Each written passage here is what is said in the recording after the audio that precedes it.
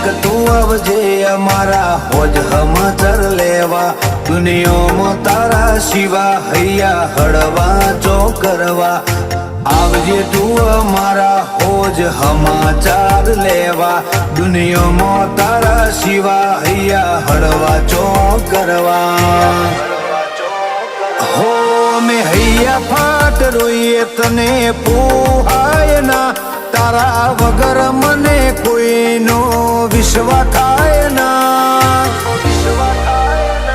તારા વગર તૂટેલા ના કોણ બનશે ટેકા। હો મારી મેલડી ના કોણ બનશે ટેકા।